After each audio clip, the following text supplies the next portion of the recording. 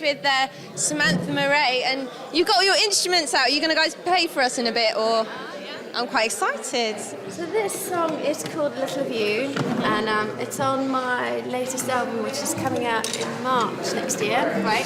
I've got one album I released a couple of years ago called The Peppermint Conspiracy, and so this one's from the next one. 1, 2, 3, 4, 1. So where did you go? And what did you see? When I heard you softly sobbing down at the quay. The moon was unripe, the summer had gone,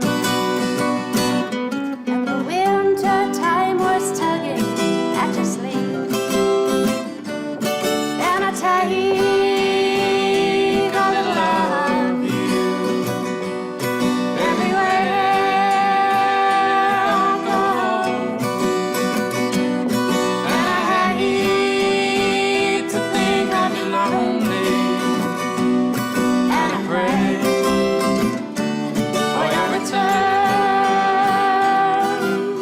Now, is this your first time at Castlepalooza?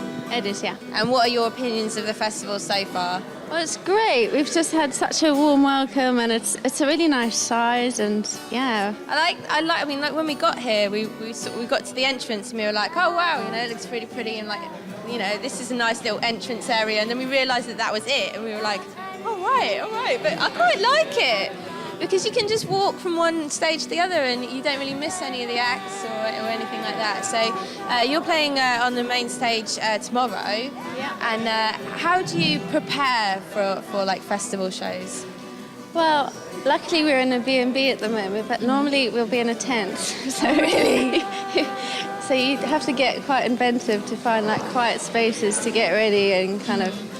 Getting ready in a tent can be a nightmare at the best of times, yeah. Least of all when people have got to see you on stage, like, oh. No, it's pretty intimate, we just had 4 hours in a B&B this afternoon playing, and it's nice in a way, it's just rehearsing like any other time.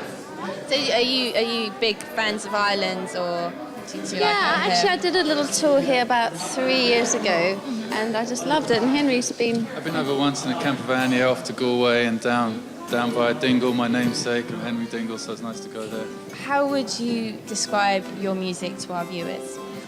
Well, I guess it's sort of singer-songwriter type folk music.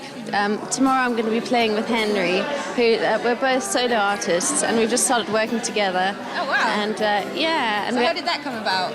Well, we're heading up a music collective in Bristol, and so we're all friends and we're working together, and it just kind of was a natural progression, really.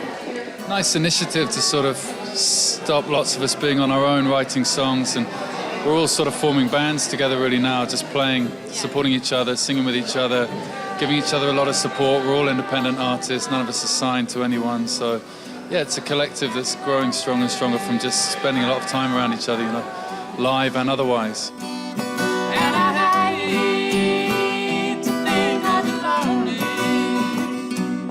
and I pray.